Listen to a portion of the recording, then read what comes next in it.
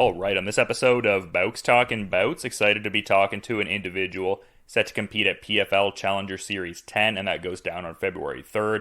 It is a featherweight fight. We have Shaquita Amador Woods taking on Montague, and happy to be welcoming Michelle on the show. How's the training camp going ahead of this one, Michelle? Hey mate, how are you? Training camp's been splendid. Like a lot of our skills fighting within the next sort of couple months, so it's good to be on the same schedule as the team here. That just makes it easier when you're all at the same intensity and cutting weight and all that jazz. Yeah, and which camp are you at? You're at American Top Team for this one still? Is that the camp you're getting in work at? Yeah. So I've actually based myself over here in Florida now. I've been over here for almost exactly 1 year. About 11 months I've been down here since the last PFL fight. So yeah, this is my second home for sure, and my first home while my fighting career is going on. Yeah, I mean, a great gym for sure, and probably good localized insight too. Obviously you're working with great talent in a multitude of divisions throughout the world, but someone like Kayla Harrison, who has been a champion in PFL, I think that would be a great person to work with. Yeah, exactly right. Like she's a fantastic mentor for me, and one of my absolute best friends down here. So we get to see all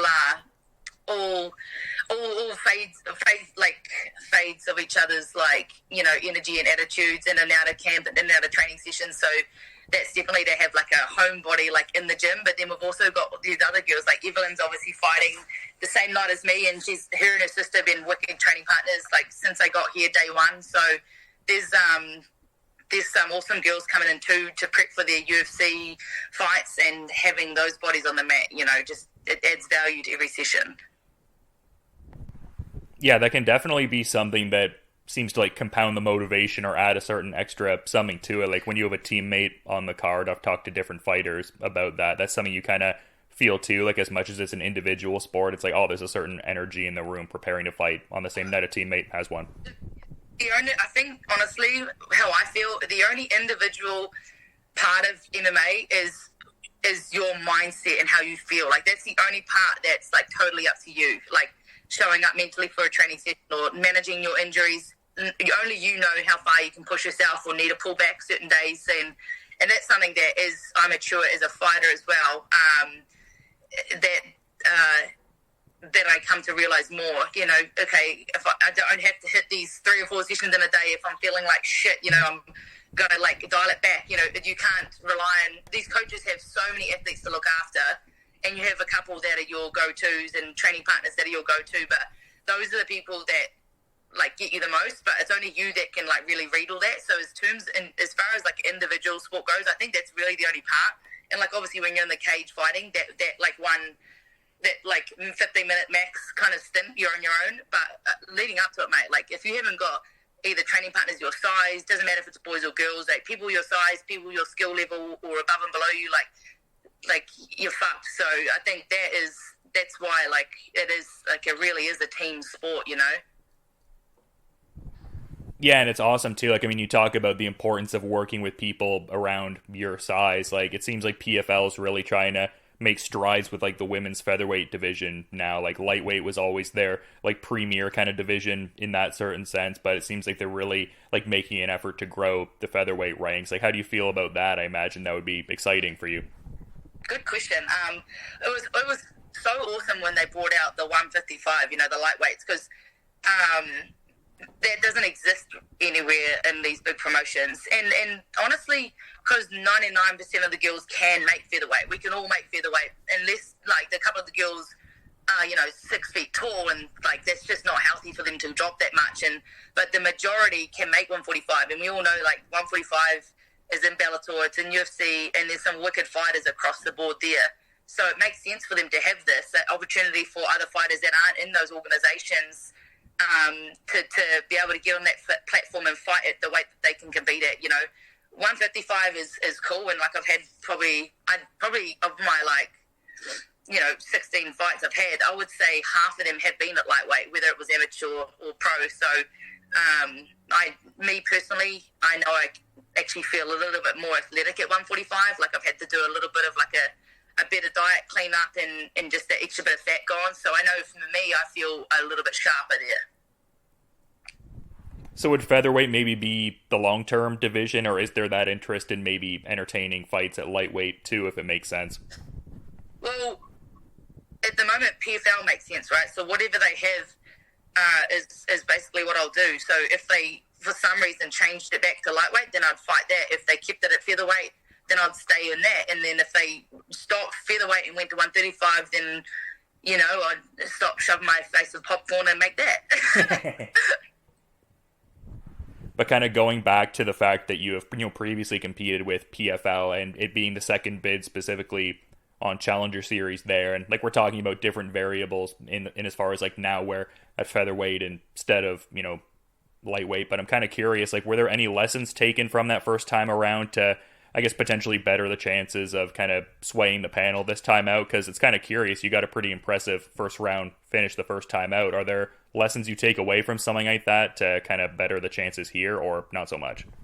Well, going into that one, I'd already spoken with the dudes in charge with the contracts and stuff, and we all knew that I wasn't going into that fight to win a contract, and it would have not been a good career move.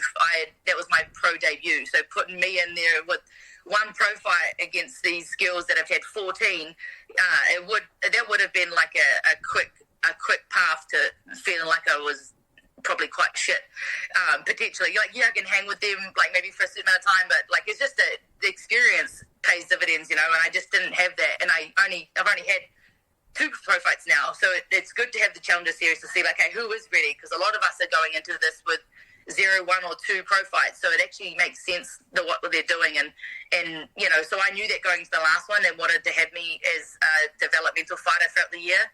Obviously, had a couple of fights fall through with one of the girls, still got one in on Icon, and now I know, like, going into this, that, if I can perform the way I know I can, then, they will be keen to give me a contract. So it's actually different now. So there's nothing I'm transferring learning-wise from that to this. So, I mean, it's good to know, like, how the fight night and fight week goes. Like, that's always good to know, so there's no questions in my mind about how things are set up and run. Like, that's comforting. But apart from that, it's just, like, I fight the same as what I did the last 2 times, you know what I mean?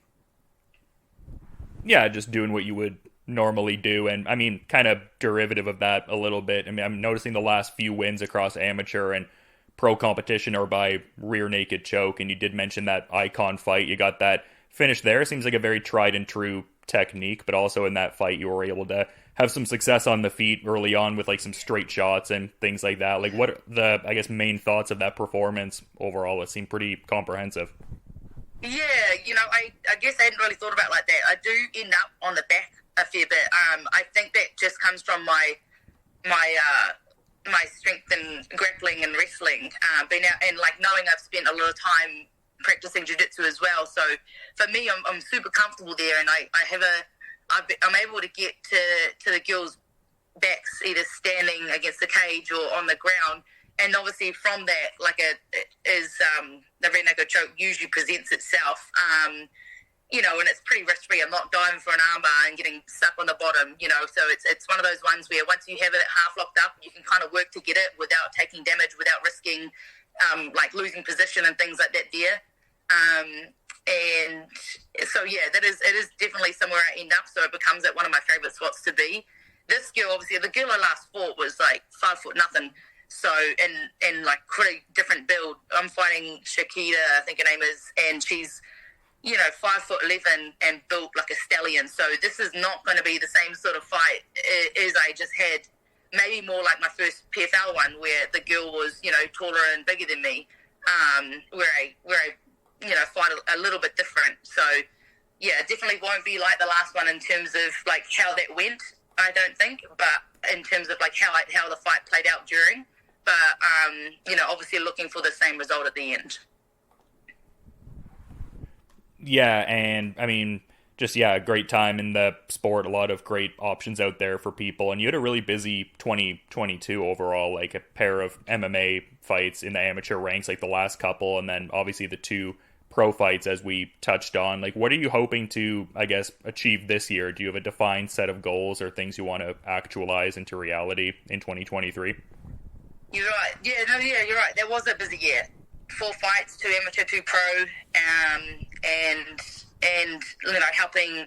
helping Kayla with her camp and stuff throughout as well. So a big year of skills and mental growth and physical, conditioning. So going into this year, obviously I'm searching for that finish on February 3rd, and then gunning for that contract. And then from that it becomes, okay, one fight at a time, no matter who the opponent is, one fight at a time, working the game plan and doing what you've seen the likes of Kayla do, like in the last seasons as well. Like, take each fight, get your win, and move forward. And knowing how the PFL season runs like that, it's very attractive in that sense. Like, what you're getting in for from the moment you get that contract. There's up to 4 fights in the year, 4 weight cuts, and all the fights are about 6 weeks apart. So for me, it's like I have been this year, staying conditioned, staying true to my mental training as well. Like, that becomes, I think, much more important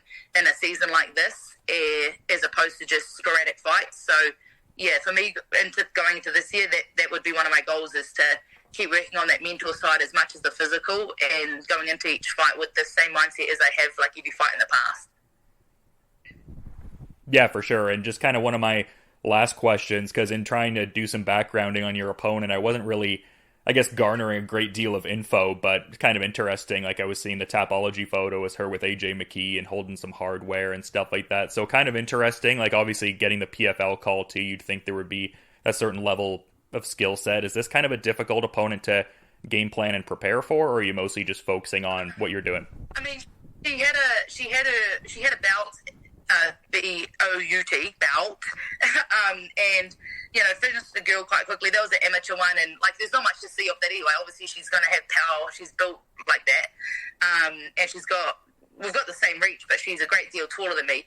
So that's like the only thing, really. You know what I mean?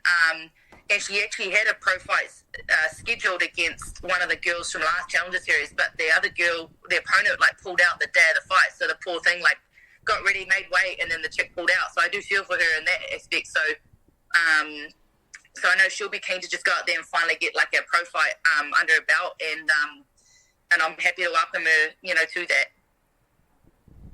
Yeah, for sure. And it's been great having you on, and could ask you a ton more questions, but I want to be mindful of your time. There's other people that want to chat with you too. So is there anything you might want to add as kind of like a parting thought as we're wrapping up, Michelle? Probably just I had a little moment today with two of my teammates, and just touching on that team aspect of it. It's easy to get kind of blinded by you're in another country, you're kind of on your own, this, that, the other, but you're only as strong and as I don't want to use the word likable, but as empathetic as the people around you, so making sure to take those time as females in this male-dominated sport to connect with those people you're training day in, day out with, and creating those relationships, because when you're having a rough day, you definitely need that. So that would be my one thing to say to other girls that are internationals fighting, training overseas nonstop. Yeah, it's an awesome thought to end things off on. I imagine there is a very unique kind of camaraderie that comes with everything like that, interacting with that kind of collective there. So thanks for giving that level of insight. And again, thanks for coming on the show, and you have a good rest of your day, Michelle. I'll see you later, eh?